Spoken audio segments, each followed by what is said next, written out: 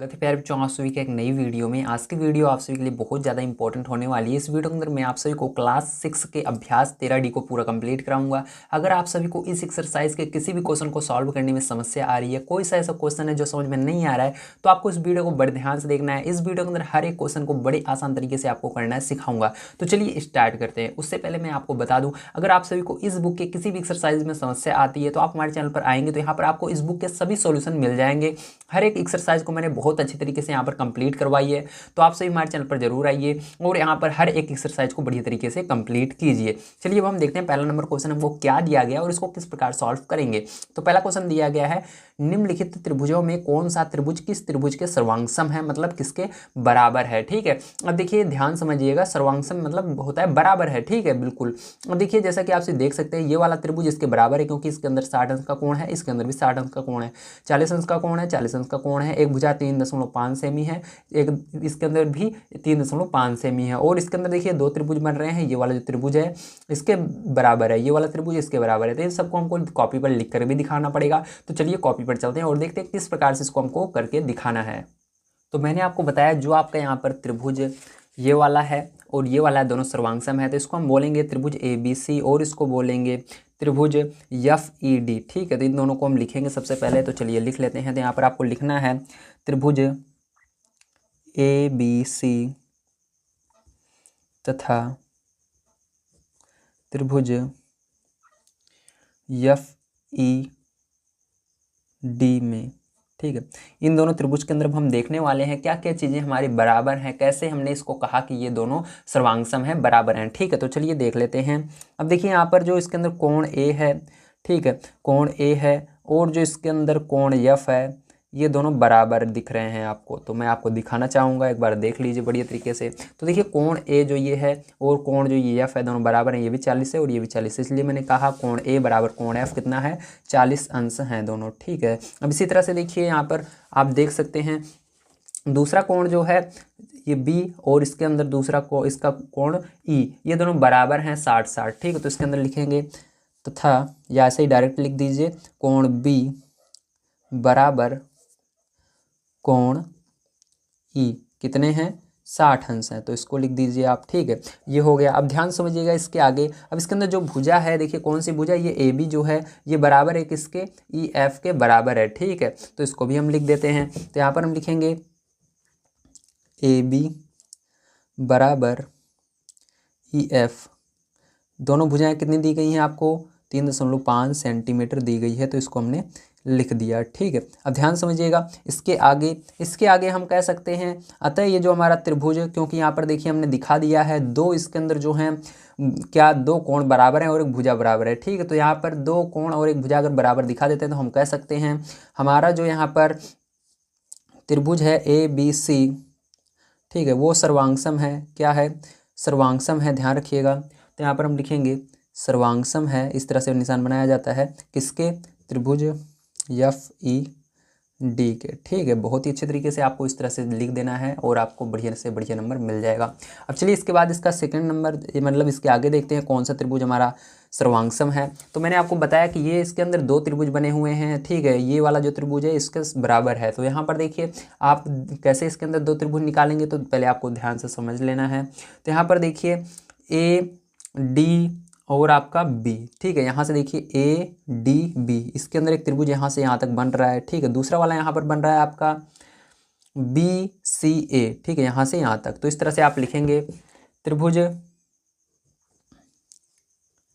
ADB, ठीक है, तथा त्रिभुज BCA में। अब दोनों त्रिभुज के अंदर हम देखेंगे क्या क्या चीज़ें हमारी बराबर हैं। तो ध्यान से समझिएगा, इसके अंदर अगर हम कोण A की बात करें, कोण A ध्यान रखिएगा, जब हम कोण A लेंगे तो यहाँ से लेकर के पूरा यहाँ तक लिया जाता है। ठीक है, यहाँ से यहाँ तक पूरा लेना पड़ेगा कोण A। ठीक है, इतनी दूरी पूरी। तो कोण A देखिए कितना हो जाएगा आपका, कोण A जो बराबर है इस पूरे के बराबर है इतने के, कोण B के। ठीक है, यहाँ से यहाँ तक दूरी और यहाँ से यहाँ तक दूरी बराबर है, दोनों को हम जोड़ देंगे। ठीक है, तो यहाँ पर आपका जो कोण A है वो बराबर होगा। तो लिखेंगे हमारा यहाँ पर कोण A बराबर है किसके, कोण बी के बराबर है। तो दोनों देखिए कोण ए आपको कितना दिया गया है, ध्यान से देखिए। तो कोण ए आपका यहाँ से यहाँ तक है, तो आपको ये वाली जो 25 अंश है और ये 30 अंश है, दोनों को जोड़ देंगे तो आपका कोण ए निकल आएगा। तो यहाँ पर कोण ए और कोण बी दोनों बराबर हैं, इसलिए एक को ही लिखना है। 25 अंश प्लस कितना होगा आपका, जी हाँ 30 अंश है ना, तो 30 अंश दिया गया है, उसके नीचे 30 अंश। दोनों को जब आप जोड़ेंगे तो आपका कितना निकल कर आएगा, 25 और 30, तो आपका निकल कर आ जाएगा 55 अंश। ठीक है, तो देखिए दोनों क्या होंगे, 55 अंश के होंगे। दोनों साइड का अगर आप जोड़ोगे, इधर का जोड़ोगे तब भी आपका 55 होगा, इधर का जोड़ोगे तब भी 55 ही होगा दोनों को। ठीक है, इसलिए ये दोनों क्या है, बराबर हैं। अब आपको यहाँ पर एक चीज़ और देख रहे होंगे, केवल यहाँ पर ए भी बराबर है। ठीक, केवल आप इतना देखें, इस त्रिभुज के अंदर देखें तो ये वाले जो है ये बराबर है, और इस वाले त्रिभुज बड़े वाले में देखें तब भी यहाँ पर 30 अंश है, अंदर भी 30, इधर भी 30 है, इधर भी 30 है। ठीक है, तो आप यहाँ पर लिख सकते हैं। ठीक है, यहाँ पर आप क्या लिखेंगे, यहाँ पर आपको इस तरह से लिखना होगा, कोण बना करके CAB। ठीक है, जो बराबर रहता है उसको बीच में लिखते हैं, मतलब जो जिस कोण की बात करते हैं उसको बीच में। तो कोण ए को ले रहे हैं तो कोण ए बीच में रहेगा, CAB। ये CAB जो है ये त्रिभुज को बताता है। ठीक है, किस त्रिभुज के कोण को ले रहे हैं, तो CAB। अब बराबर यहाँ पर होगा आपका कोण DBA के, कितना होगा, 30 अंश। दोनों दिया गया है आपकी बुक में, 30 अंश कर दीजिएगा। ठीक है, थोड़ा सा मैं ऊपर करता हूँ ताकि आपको बढ़िया तरीके से, स्पष्ट तरीके से दिखाई दे सके। अब ध्यान से देखिएगा इसके आगे। अब इसके आगे देखिए, यहाँ पर आपको भुजा जो है वो भी बराबर एक दिख रही है। कौन सी, क्योंकि यहाँ पर देखिए ये उभयनिष्ठ है। ठीक है, क्योंकि देखो ये वाले जो त्रिभुज बन रहा है इसके अंदर भी ये भुजा आ रही है, और इस वाले त्रिभुज में भी यही भुजा आ रही है। अगर ये वाली भुजा नहीं होगी तो ये त्रिभुज, ये दोनों नहीं बनेंगे। ठीक है, तो ये दोनों क्या है, कॉमन है, दोनों में ये भुजा है, इसलिए हम लिखेंगे AB बराबर होगा AB के। ठीक, दोनों त्रिभुज में AB है, ये क्या है, उभयनिष्ठ है। ठीक, तो आगे आप लिख देंगे उभयनिष्ठ, उभयनिष्ठ। ठीक है, इस तरह से आप यहाँ पर कह सकते हैं। अतः, यहाँ पर भी अतः लगा दीजिएगा। ठीक है, आपका जो त्रिभुज है, ठीक है, ADB वो क्या है, सर्वांगसम है। क्या है, सर्वांगसम है किसके, त्रिभुज BCA के। ठीक, किसके, BCA के। ठीक है, तो इस तरह से आपका ये हो चुका है। अब चलिए इसके आगे देख लेते हैं हम, अपना क्वेश्चन क्या दिया गया है और उसको करते हैं।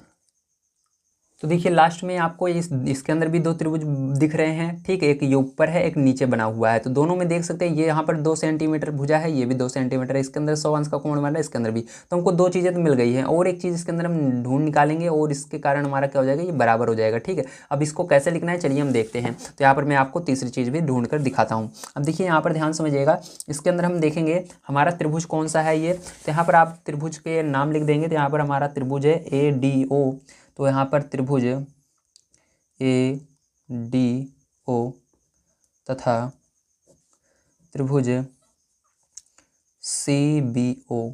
ठीक है, ये 2 त्रिभुज हैं, इन दोनों त्रिभुज में हम देखने वाले हैं। ध्यान से देखिएगा आप। तो यहाँ पर देखिए मैंने आपको क्या बताया कि यहाँ पर आपका पहला नंबर तो 2 कोण हैं। ठीक है, और इसके अंदर ये 100 अंश का है, तो इसको लिख देना है। तो यहाँ पर देखिए ADO, तो जिस कोण को हम लेते हैं, जिसको हम दिखाते हैं उसको बीच में लिखते हैं, तो लिखेंगे ADO। ठीक है, तो यहाँ पर लिखेंगे कोण ADO बराबर किसके है। तो इसके अंदर देखिए कौन सा कोण, इस वाले को ले रहे हैं, तो हो जाएगा आपका यहाँ पर CBO। तो CBO, कोण CBO कितना है, दोनों 100 अंश हैं, तो 100 अंश कर देना। ठीक है, इस तरह से। अब ध्यान से देखिएगा इसके आगे, और इसके अंदर आपकी भुजा ये बराबर है, जो ये आपकी OD भुजा है, ये OB के बराबर है। तो आप लिख देंगे OD बराबर OB, कितना है, दोनों 2 सेंटीमीटर हैं, तो 2 सेंटीमीटर यहाँ पर लिख दीजिएगा। अब एक चीज़ इसके अंदर और अगर हम बराबर दिखा देते हैं तो हमारा ये सर्वांगसम हो जाएगा। 3 चीज़ें हमको बराबर दिखानी होती हैं, चाहे हम भुजा भुजा भुजा दिखाएं, भुजा कोण भुजा दिखाएं, या कोण कोण भुजा दिखाएं। ठीक है, तो हमने यहाँ पर देखिए एक भुजा दिखा दी है, एक कोण दिखा दिया है। ठीक है, मतलब दोनों में एक एक कोण और एक भुजा बराबर दिखा दी है। अब हमको एक चीज़ और बराबर दिखानी होगी। तो यहाँ पर अगर आप ध्यान से देखें तो यहाँ पर देखिए ये वाला जो कोण है इसके बराबर है। ठीक, क्यों, क्योंकि ये शीर्षाभिमुख कोण है। ठीक है, ये वाला कोण शीर्षाभिमुख है, एक इस तरफ बना हुआ है, एक इस तरफ बना हुआ है। ठीक है, ध्यान रखिएगा, इसको शीर्षाभिमुख कोण कहते हैं। तो यहाँ पर आप लिख देंगे कोण AOD बराबर कोण COB, क्या है, शीर्षाभिमुख है। तो यहाँ पर आपको लिख देना है शीर्षाभिमुख।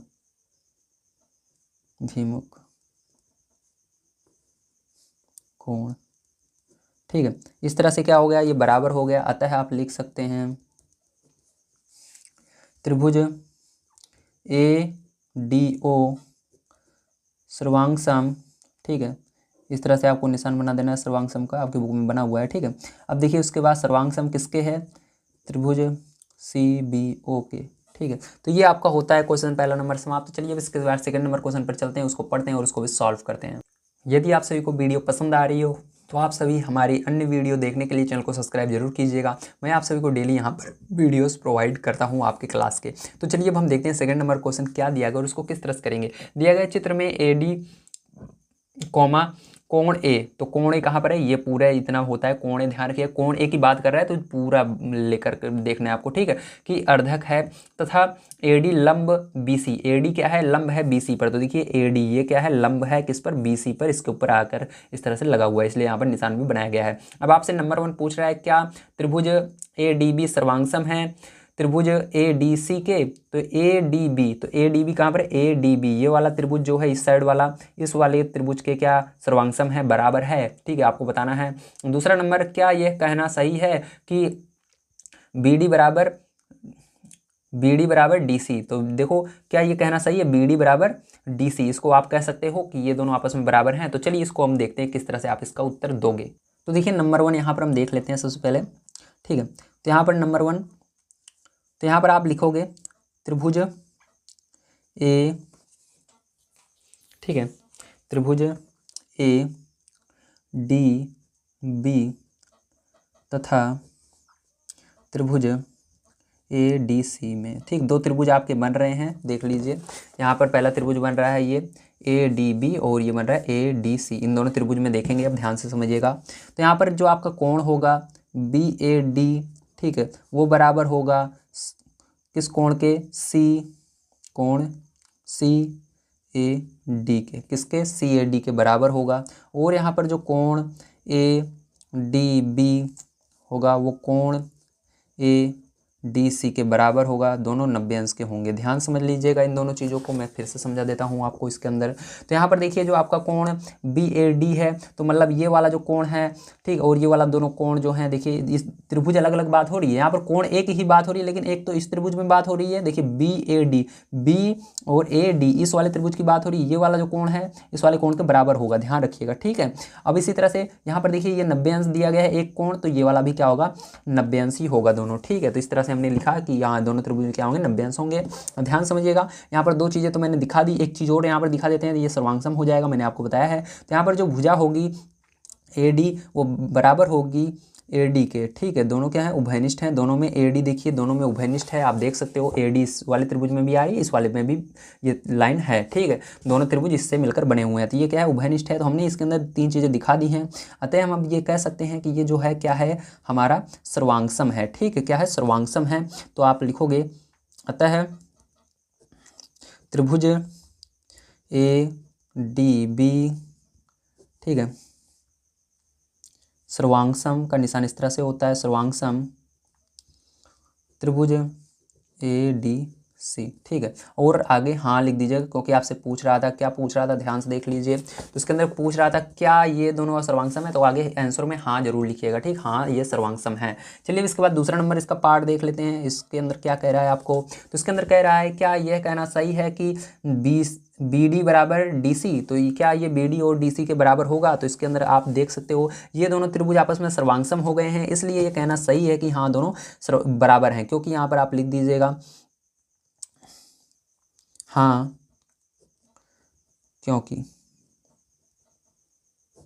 ठीक है, क्या लिखोगे, त्रिभुज जो है आपका ADB वो बराबर मैंने दिखा दिया है किसके, त्रिभुज ADC के, या सर्वांगसम का निशान लगा लीजिए इस तरह से, ठीक है, सर्वांगसम है इस वाले के। तो आप कह सकते हो जो आपका BD है वो भी क्या होगा, बराबर होगा आपके DC के, ठीक है, इस तरह से आप लिख दीजिएगा। समझ में आया आप सभी को, वेरी गुड। चलिए इसके बाद अब तीसरे नंबर क्वेश्चन पर चलते हैं, उसको पढ़ते हैं और उसको भी सॉल्व करते हैं।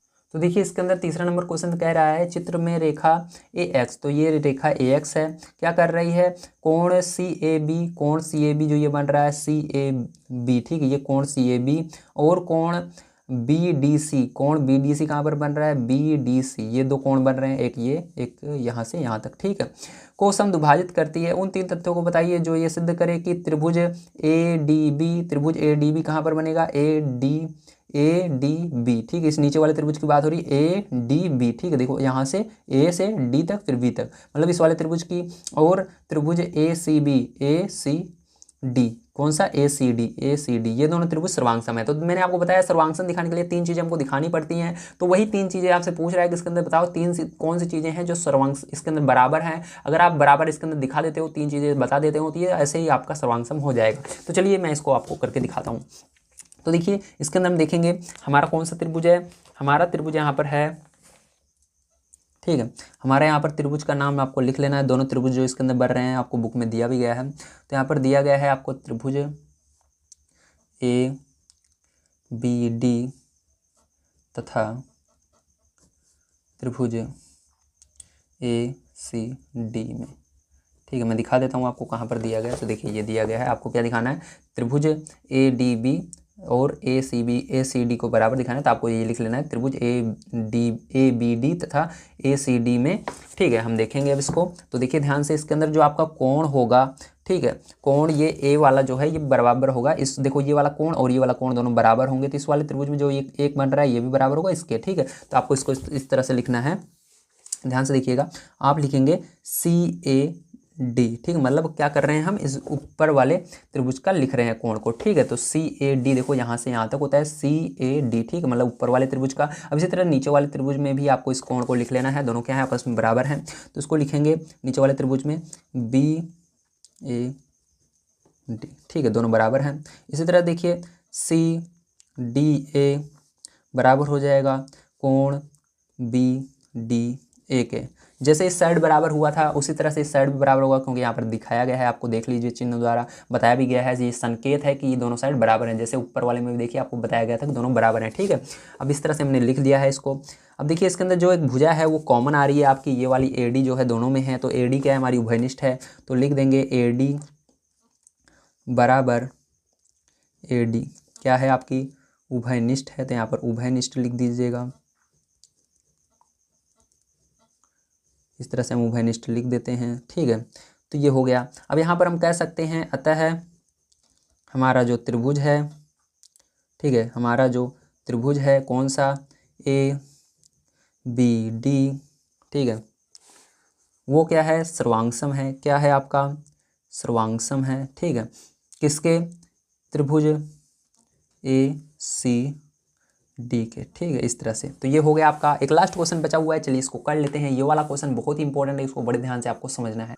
तो 4 नंबर क्वेश्चन आपको कह रहा है त्रिभुज ए बी सी की रचना कीजिए जबकि ए सी बराबर 6 सेमी, कोण ए बराबर 60 अंश तथा कोण सी बराबर 45 अंश, ठीक है, वो भी सेंटीमीटर में दिया गया है। ये सेंटीमीटर गलत दे दिया गया है, यहाँ पर सेंटीमीटर नहीं लेगा, अगर अंश रहता है सेंटीमीटर नहीं रहता, बस 45 अंश, ठीक है। अब ध्यान समझिएगा इसको किस तरह से हम बनाएंगे, बड़े ध्यान से आपको एक एक चीज़ को आप समझ लेना है, ठीक है। यहाँ पर अब अगर आप इसको समझ लेते हैं तो हर चीज़ को आप बड़े आसान तरीके से एग्जाम में कर पाएंगे। तो चलिए इसको हम करते हैं। तो इस क्वेश्चन को करने के लिए आपको कुछ चीज़ों की आवश्यकता पड़ने वाली है, जैसे कि यहाँ पर आपको एक पटरी की आवश्यकता पड़ेगी और एक गोला प्रकार की आवश्यकता पड़ेगी, और आप चाहो तो चांदा भी लेकर बैठिए क्योंकि हो सकता है इसकी भी ज़रूरत पड़ जाए। वैसे तो मैं आपको पटरी और प्रकार की मदद से बताऊँगा ताकि आपको एग्जाम में बड़े आसान तरीके से आप इसको कर पाएँ। तो चलिए अब हम कॉपी पर चलते हैं। कॉपी पर आने के बाद आपको सबसे पहले इसके अंदर क्या करना है, आपको देखिए सबसे पहले भुजा जो दी रहती है उसी को आपको बनाना है। तो भुजा हमको दी गई है इसके अंदर, ये आपकी भुजा है, AC 6 सेंटीमीटर आपको बना लेना है। तो यहाँ पर क्या करेंगे हम, AC बराबर 6 सेंटीमीटर यहाँ पर हम बीच में बनाएंगे। तो यहाँ पर देखिए मैं क्या कर रहा हूँ, AC बराबर 6 सेंटीमीटर यहाँ पर खींच रहा हूँ, ठीक है। तो इस तरह से क्या करेंगे हम, AC बराबर 6 सेंटीमीटर 0 से लेकर 6 तक लाइन खींच लेंगे। तो 0 से 6 तक मैंने लाइन खींच ली है। अब ये कितने सेंटीमीटर की है, 6 सेंटीमीटर की आपकी बन चुकी है। तो यहाँ पर 6 सेंटीमीटर आपको लिख देना है इस तरह से। उसके बाद देखिए क्या करेंगे, अब हम इसको नाम दे देते हैं। ध्यान समझिएगा, अभी नाम आपको नहीं देना है, ठीक है, अभी क्योंकि अभी हम नाम नहीं दे सकते हैं। अगर आप दोगे तो आपको एक चीज़ ध्यान में रखते हुए देना है कि हम कौन सा कोण कहाँ पर बनाएंगे। अगर आप कोण 60 अंश का इधर बनाओगे तो ए नाम इसको दीजिए, अगर आप ए को 60 अंश का कोण इस साइड बनाना चाहते हो तो इसको नाम दीजिए, ठीक है। तो चलिए मैं 60 अंश का कोण सोच रहा हूँ इधर बनाने का, ठीक है, तो इसको क्या नाम दे देना है, ए दे देना है, क्योंकि जहाँ पर ए रहेगा वहीं पर 60 अंश का कोण बनेगा। अब देखिए 60 अंश का कोण कैसे बनेगा, अब इसके बाद ध्यान समझिएगा। अब 60 अंश का कोण कैसे बनेगा, अभी इधर नाम नहीं दूंगा, अभी मैं आपको बताऊंगा क्यों नहीं दे रहा हूँ, ठीक है। मैंने बताया ना जिधर कोण बनेगा उधर ही देना है आपको नाम, अभी नहीं देंगे उधर। अब देखो इसको 60 अंश का कोण हमको बनाना है, लेकिन 60 अंश का कोण आपको पटरी और प्रकार की मदद से बनाना है। तो आप क्या करेंगे, सबसे पहले आपको गोला प्रकार ले लेना है और इसको थोड़ा सा छोटा कर लीजिएगा इस तरह से, और पेन की बजाय पेंसिल का प्रयोग कीजिएगा।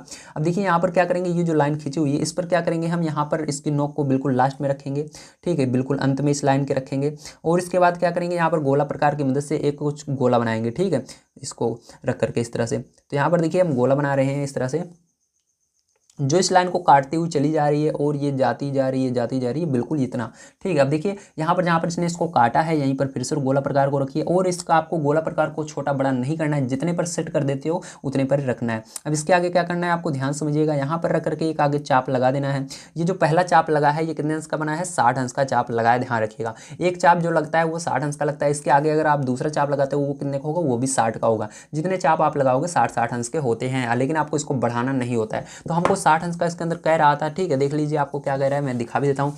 तो आपको कोण ए पर आपको 60 अंश का कोण बनाने के लिए कह रहा था, हमने 60 अंश का कोण बना लिया है। बस आपको क्या करना है, अब इसको पटरी की मदद से लगा देना है, ठीक, पटरी की मदद से क्या करना है, खींच देना है इस तरह से। चलिए अब देखिए यहाँ पर मैंने क्या किया, बिल्कुल इसके बीचों बीच से जाना चाहिए, ध्यान रखिएगा। इस तरह से क्या करेंगे हम, पटरी की मदद से इसको खींचेंगे, ठीक, लाइन को थोड़ा सा बड़ा खींचना है, ताकि अभी हमको नहीं पता कि यहाँ पर जो लाइन हम खींचेंगे, जो यहाँ से हम कोण बनाएंगे वो कहाँ पर जाएगा। हो सकता है इस तरह से जाए, हो इस तरह से जाए, किस तरह से जाता है। अब देखिए हमको आगे क्या कह रहा था, इसके आगे अब देखते हैं हम। तो हमको कह रहा है कोण सी, जहाँ पर सी रहेगा वहाँ पर 45 अंश का कोण बनाना है। तो हम यहाँ पर क्या करेंगे, यहाँ पर ही हम सी मानेंगे, क्योंकि हम अगर यहाँ पर मानेंगे तो बड़े आसान तरीके से हम 45 अंश का कोण बना पाएंगे। अगर हम इधर कहीं पर मान लेंगे तो बहुत ज़्यादा दिक्कतें होती हैं। जो हमको यहाँ पर लाइन दी रहती है, मतलब जो हमको भुजा दी रहती है, उसी पर हमेशा हमको क्या करना है, दोनों कोण को बनाने की कोशिश करना है। तो यहाँ पर हम क्या करेंगे, सी मान लेंगे सबसे पहले। तो चलिए यहाँ पर हमने मान लिया सी, ठीक है। अब देखिए आप ध्यान समझिएगा, यहाँ पर अब हमने सी मान लिया, ठीक है। अब आपको यहाँ पर 45 अंश का कोण बनाना है। तो 45 अंश का कोण बनाने के लिए आपको ध्यान रखना है, इसको छोटा बड़ा नहीं करना है, ठीक है। एक बार आप सेट कर लीजिएगा, मतलब ये चाप लगाने से पहले एक बार सेट कर लीजिएगा, ठीक है। अब देखो ये हमारा सेट है। अब क्या करेंगे, यहाँ पर फिर से इस साइड रखेंगे और इस लाइन को, इस लाइन पर चाप लगाएंगे इस तरह, ताकि ये इसको काट करके चली जाए, ठीक। तो इस तरह से क्या करेंगे, हमने इसको चाप लगा दिया, देख लीजिए ध्यान से। अब देखिए इसके बाद क्या करना है आपको, अब आपको कभी भी जब आप इसके अंदर कोण बनाए, ठीक है, तो इधर रख कर नहीं बनाए, जहाँ पर ये लाइन को काटे वहीं पर रखकर बनाए। तो देखिए इस लाइन को ये यहाँ पर काट रहे थे, यहाँ पर रख करके एक चाप आगे की ओर लगाएंगे, तो ये कितने अंश पर काटेगी, कितने दूरी पर काटेगी, 60 अंश के कोण पर काटेगी, ठीक है। 60 अंश के कोण पर काट रही है, लेकिन हमको चाहिए केवल 45। तो कोई बात नहीं है, 60 पर काटिए। चलिए फिर से आगे थोड़ा काटते हैं। तो देखिए मैं कैसे बना रहा हूँ, पहले यहाँ पर 60 पर काटी, फिर मैं यहाँ पर देखिए 60 के आगे रख के काटूंगा इसी लाइन को। तो यहाँ पर काटी तो कितना हुआ, 60 ये और 60 ये, कितना हुआ, 90 हो गया, ठीक है। अब देखिए 90 का अगर हम आधा करते हैं, ठीक है, 90 का अगर आधा करते हैं तो कितना हो जाएगा बताइए जल्दी से। 90 का आधा मतलब यहाँ से, ध्यान समझिएगा, यहाँ से लेकर के पूरी दूरी यहाँ तक 90 हो रही है। देखिए इतनी दूरी 60 हुई है और ये वाली दूरी 60 हुई है, ठीक है। ये वाली दूरी जो है, इतनी दूरी 60 हुई है और ये वाली 60 हुई है। 60 60 कितना हुआ, 120 हुआ, ठीक है। लेकिन हमको यहाँ पर अभी कितना करना है, 60 60 120 हुआ, लेकिन हमको क्या करना है, अभी इसको 90 में सबसे पहले बदलना है, ठीक है। 90 में बदलने के लिए क्या करेंगे, यहाँ पर देखिए अगर हम इसका आधा कर दें, इस दूरी का जो हमने बाद में चाप लगाया इसका आधा कर देते हैं। यहाँ पर मैंने एक चाप लगा दिया और एक चाप यहाँ पर रख करके यहाँ पर लगा दिया, ठीक है। अब देखो ये क्या हो गया, 90 हो गया, ठीक, कितना हो गया, 90 हो गया। अब क्या करना है, ध्यान समझिएगा, ये जो चाप लगेगा इसके सामने बिल्कुल, ये कितने पर लगेगा, 90 लगेगा, ठीक है। तब ये 90 हो गया है। देखिए मैं इस चाप को बिल्कुल इस तरह से लगाऊंगा पटरी की मदद से, बिल्कुल इस लाइन पर आपको एक चाप लगा देना है यहाँ से ला करके, ठीक है। यहाँ पर ये चाप लग रहा है ना, बिल्कुल इसके सामने, देख लीजिए। अब क्या हो गया, ये जो दूरी हो गई 90 की हमारी हो गई है, ठीक। अब 90 का अगर हम आधा कर देते हैं तो हमारा 45 हो जाएगा। तो देखिए अब क्या करेंगे, अब ये फिर से हमको यहाँ पर नहीं रखना है, इस लाइन पर ये जो गोला बनाया हमने सबसे पहले बनाया, इसी पर रख करके जो भी हमारा 90 का हमने यहाँ पर चाप लगाया, इस पर रख करके आगे की ओर और लगा दीजिए एक चाप इधर की ओर, ठीक, इस तरह से, ठीक है, लगा आपका। अब देखिए अब आपको यहाँ पर रख करके यहाँ पर लगाना है, क्योंकि यहाँ से पूरी दूरी यहाँ तक 90 हो रही थी, तो जहाँ से जहाँ तक दूरी 90 होती है वहीं पर रख करके लगाएंगे। तो देखिए यहाँ पर इसने इसको काटा, ठीक है, यहाँ पर काट रहा है। अब क्या करेंगे, हम इसको पट्टी की मदद से यहीं से मिला देंगे, हमारा ये कोण 45 अंश का बन जाएगा। तो इस तरह से क्या किया हमने, इससे यहाँ पर 45 अंश का कोण बना लिया बड़े आसान तरीके से, ठीक है। तो इस तरह से हमने क्या किया, 45 अंश का कोण बना लिया, ठीक है। तो ये हो गया। तो ये हमारा कितने अंश का कोण बना, यहाँ पर हमारा बना 60 अंश का कोण, यहाँ पर कितना बना, 45 अंश का कोण बन गया है यहाँ पर, ठीक है। समझ में आया आप सभी को। चलिए ये हुआ अब हमारा। अब देखिए यहाँ पर सारी चीज़ें हमने बना ली हैं। अब इसको नाम क्या दे देना, ए सी हो गया। अब क्या बी नहीं लिखा हुआ हमारा, बी नहीं लिखा हुआ। और ये जो आगे तक भुजा गई हुई है इसको हम यक्स मान लेते हैं, और जो ये आगे तक थोड़ी सी भुजा गई हुई है इसको हम वाई मान लेते हैं। ठीक है, इस तरह से हमने उसको मान लिया। ठीक है, सुन में आप सभी को, वेरी गुड। चलिए अब देखिए ध्यान समझिएगा, यहाँ पर सारी चीज़ें हो चुकी हैं। अब इसके रचना के चरण क्या क्या थे उसको हम लिख लेते हैं। ठीक है, क्या क्या हमको दिया गया था उसको सबको हम लिख लेते हैं यहाँ पर।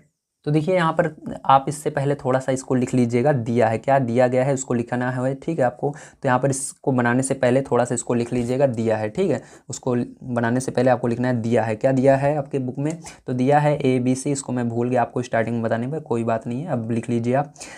रेखाखंड AC बराबर, ठीक है, AC बराबर क्या दिया गया है आपको, 6 सेंटीमीटर दिया गया है। ठीक है, आपकी बुक में दिया गया है, आप इन सबको देख भी सकते हैं। ठीक है, आपकी बुक में बताया भी गया है।